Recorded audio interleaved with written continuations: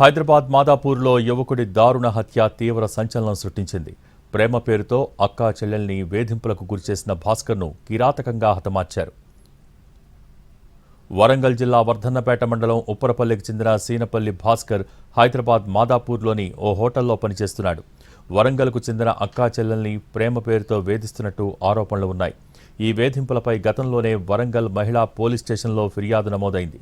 పోలీసులు కౌన్సిలింగ్ ఇచ్చినా అతడిలో మార్పు రాలేదు. యువతుల తండ్రి తమ్మెడబోయిన రాజు భాస్కర్కు ఫోన్ చేసి మందలించాడు. దాంతో ఆగ్రహించిన భాస్కర్ దమ్ముంటే హైదరాబాద్ రండి చూసుకుందామంటూ సవాల్ చేశాడు.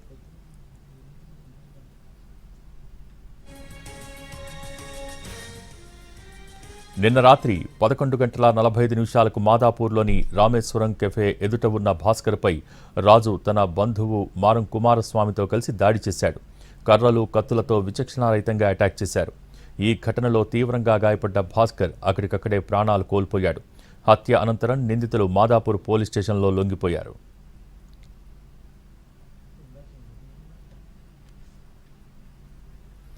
భాస్కర్ మృతదేహాన్ని పోస్టుమార్టం కోసం ఉస్మానియా ఆసుపత్రికి తరలించిన పోలీసులు కేసు నమోదు చేసుకుని దర్యాప్తు చేపట్టారు.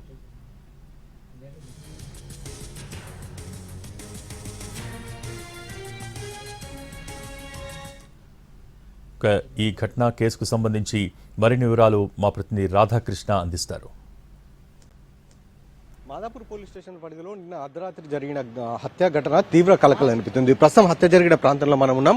శ్రీశ్రీ సూట్స్ అంటూ ఒక హోటల్ ఇక్కడ ఉంది. ఈ హోటల్లో చెఫ్ గా పనిచేస్తున్నాడు వరంగల్ వర్ధన్నపేటకు చెందిన భాస్కర్. అతనితో పాటు అతను దాదాపు ఇక్కడ 2 ఏళ్ల నుండి అతను చెఫ్ గా పనిచేస్తున్నాడు. నిన్న రాత్రి 5 వ్యక్తులు అతనిపై దాడి చేసి అత్యంత కిరాతకంగా హత్య చేయడం జరిగింది. ఇదే హోటల్లో 2 ఏళ్లుగా అతను పనిచేస్తూ ఉన్నాడు. ప్రస్తుతం అతను హత్యకు సంబంధించిన ఎవరైతే వాళ్ళు ఉన్నారో 5 వ్యక్తులు కూడా వాళ్ళు మొత్తం కూడా ప్రస్తుతం మాదాపూర్ పోలీస్ స్టేషన్లో లొంగిపోయారు.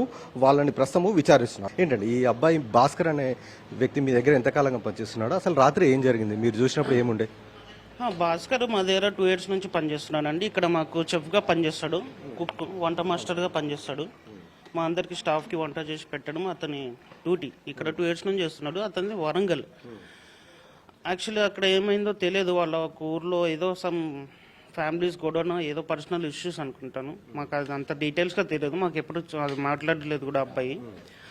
నైట్ 11 గంటలకల్లా ఒక 5 months ఫస్ట్ 2 వచ్చారండి. 2 వచ్చి భాస్కర్ ఉన్నారా అని అంటే ఉన్నారు, అబ్బాయి ఉన్నాడు. మీరెవరంటే నేను తన ఫ్రెండ్ అనేసి వచ్చి తీసుకెళ్లారు. ఇక్కడికి తీసుకెళ్ళి బయటికి తీసుకెళ్ళిన తర్వాత ఇంకో 3 వచ్చేసి మొత్తం 5 మొత్తం కలిసి 5 మంది కొట్టేశారండి. కొట్టి బాగా ఘోరంగా కొట్టేసి చంపేశారండి. ఇంత ముందుకు ఎప్పుడన్నా వచ్చారా భాస్కర్ గురించి హోటల్ లోపలికి కానీ ఏమన్నా అడగడం కానీ అతని గురించి ఆరా తీయడం అలాంటిది ఎప్పుడన్నా వచ్చారా ఇంత ముందుకు? అలాంటిది ఏం రాలేదండి, ఎవరు రాలేదు. ఇప్పుడు వాళ్ళు వచ్చిన వాళ్ళు కూడా ఫస్ట్ టైం చూస్తున్నాం మేము వాళ్ళని. అంటే మామూలుగా రెగ్యులర్ ఫ్రెండ్స్ వస్తారు కదా, అలా కాకుండా వీళ్ళు ఫస్ట్ టైం చూస్తున్నాం మేము. ఇక్కడ సిబ్బంది కూడా అయినా సరే తనని చూడడం ఫస్ట్ టైం వాళ్ళని. ఇంతకుముందుకు ఎవరు రాలేదు. అసలు భాస్కర్ గురించి ఎంక్వైరీ కూడా చేయలేదు మా దగ్గర. 2 ఏళ్ల పాటు మీ దగ్గర ఉన్నాడు కదా, ఎప్పుడన్నా మీతోటి గొడవలకు సంబంధించింది కానీ వాళ్ళ కుటుంబ సభ్యులు వచ్చి మాట్లాడడం కానీ అలాంటిది ఏమన్నా జరిగిందా 2 ఏళ్లలో? అలా ఏం లేదండి. అబ్బాయి చాలా మంచోడు, చాలా ఫన్నీగా ఉంటాడు మాతోన. అలాంటివి ఏం గొడవలు ఎవరితో ఏం పెట్టుకోడు కూడా. అట్లాంటివి ఏమి ఉండవు. మీకు కూడా ఎప్పుడు ఏం చెప్పలేదు?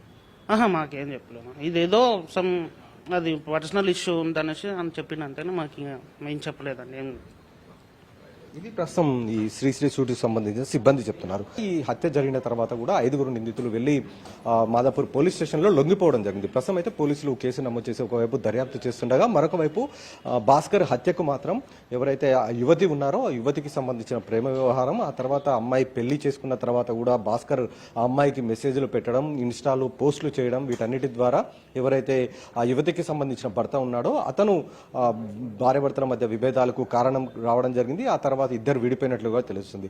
దీంతో తండ్రి కక్ష పెంచుకున్నాడు. తన కూతురు కాపురం చెడిపోవడానికి భాస్కరే కారణమని భావించి అతనితో మాట్లాడదాం అనుకున్నారు. కానీ ఇదంతా కూడా క్షణికావేశంలో జరిగినట్లుగా మనకైతే తెలుస్తుంది. ప్రస్తుతం అయితే పోలీసులు కేసు నమోదు చేసి దర్యాప్తు చేస్తున్నారు. Cameraman Rakesh, Radhakrishna TV, Hyderabad.